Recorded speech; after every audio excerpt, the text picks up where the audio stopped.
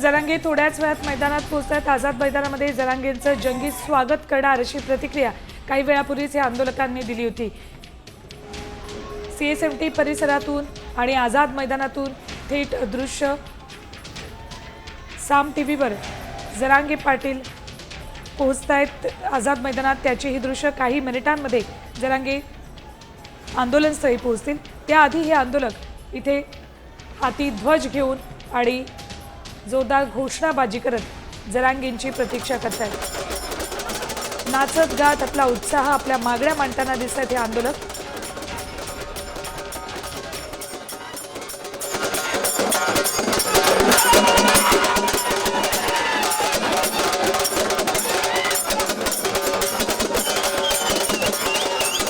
मात्र राज्यभरातून या ठिकाणी मराठा आंदोलक आहेत ते या मुंबईत धडकलेले आहेत आणि यामध्ये एक लक्षणीय बाब अशी आहे की यंग क्राऊड या ठिकाणी यंग क्राऊड मोठ्या प्रमाणात देखील दिसतोय।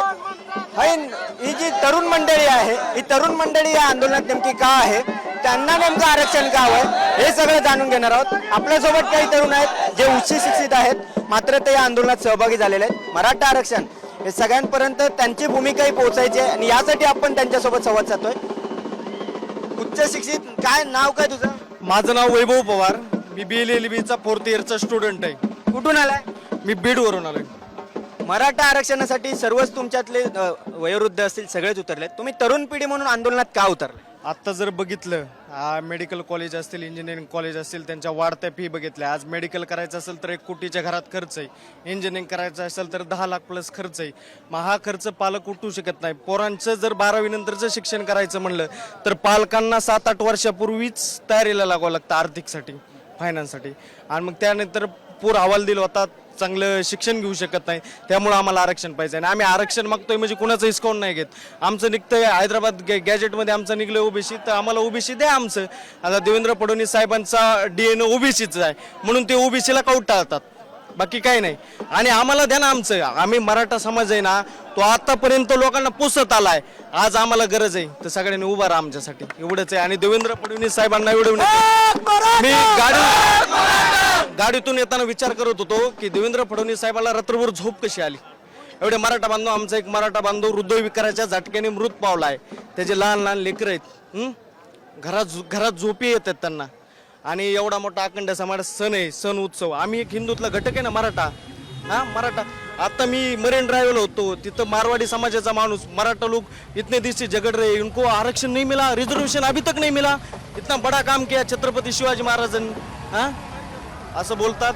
तर आम्हाला आरक्षण भेटलं पाहिजे। आरक्षण का भेटलं पाहिजे तर आमच्या हक्काचं आहे आरक्षण आणि आमची पुरं वाया जाता नाही। जर भविष्यात आम्हाला आरक्षण नाही भेटलं या 5-10 वर्षात, आता आरक्षण आहे तो गुन्हेगार होतील आमचे पुरं गुन्हेगार, आणि याला सर्वस्वी जबाबदार महाराष्ट्राचा मुख्यमंत्री देवेंद्र फडणवीस असतील। आणि तुम्हाला येत्या काळात आमच्या मराठ्याचा दौत घडलेला असेल, जर याला सर्वस्वी देवेंद्र फडणवीस साहेब तुम्ही जबाबदार असतात। तुम्ही आंदोलनात सहभागी झालात, वय काय? 30।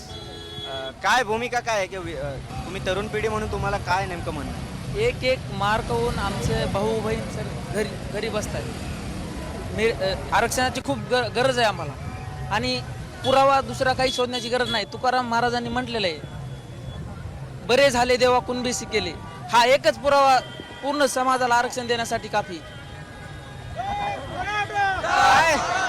किती शिक्षण आहे, काय किती? BSc झालेली आपली। जॉब वगैरे मिळाला? काय नाही। काय नेमकं अडचणी काय आल्या?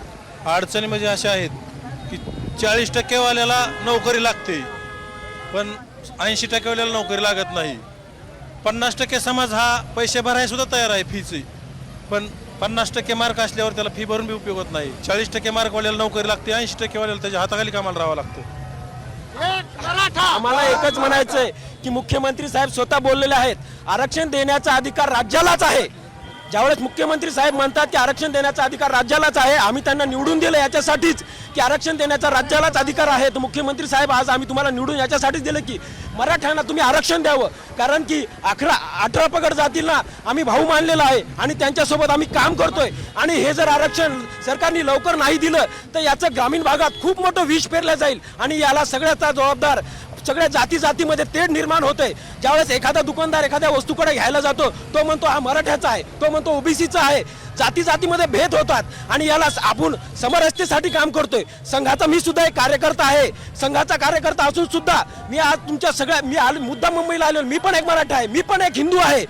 काम करत असताना मला एकच सर मुख्यमंत्री साहेबांना एक संदेश द्यायचा आहे की आमची मुलं सुद्धा आमच्या भविष्यासाठी आज लवकरात लवकर मनोजदादा जरांगे पाटील जे बोलत आहेत त्याप्रमाणे आरक्षण लवकरात लवकर त्यांनी द्यावं आणि येणाऱ्या पिढ्या आमच्या ज्या बर्बाद होणार आहेत त्या त्यांनी वाचवण्याचं काम करावं. मुख्यमंत्री साहेब तर काही तरुणाई आपल्या भावना व्यक्त करत होती का ही सर्वजण उच्च शिक्षित, मात्र काहींच्या हाती अजूनही नोकरी नाही. जर ओबीसीतून आरक्षण मिळालं तर कट ऑफही कमी होईल आणि या सगळ्यांना नोकरी मिळण्याची, शिक्षणासाठी सवलती मिळण्याची शक्यता आहे. बघा नेमक्या मागण्या काय आहेत. हैदराबादचं 7 आणि बॉम्बे गॅझेट लागू करा. आरक्षणासाठी सगळे सोयरे अधिसूचनेची अंमलबजावणी करा. मराठा आरक्षणाच्या काळात दाखल झालेले गुन्हे मागे घ्यावे. 2 वर्षापूर्वी आंदोलन झालं होतं त्यावेळेचे गुन्हे मागे घेण्याची मागणी. मराठा आरक्षणासाठी बलिदान देणाऱ्यांच्या वारसांना नोकरी. मराठा कुणबी एक असल्याचा GR काढण्याची मागणीही जरांगेंनी केली. हैदराबाद 7 आणि बॉम्बे गॅझेट लागू करण्याची त्यांनी मागणी केली. ही मागणी सुरुवातीपासूनच जरांगे सतत लावून धरतात. मराठा आरक्षणाच्या काळात दाखल झालेले गुन्हे मागे घेण्याची मागणी त्यांनी केली. बरोबर 2 वर्षापूर्वी आता 2023 साली 29 ऑगस्टला जरांगे यांनी आंतरवाली सराटीमध्ये आंदोलन सुरू केलं होतं. त्यावेळेला जोरदार लाठीचार्ज झाला होता आणि त्यावेळेच्या आंदोलकांवर जे गुन्हे दाखल झालेत ते मागे घेण्याची मागणीही जरांगे यांनी केलेली आहे. आता isakal.com आहे देशातील नंबर 1 ची मराठी न्यूज वेबसाईट. प्रत्येक अपडेटसाठी isakal.com ला नक्की भेट द्या.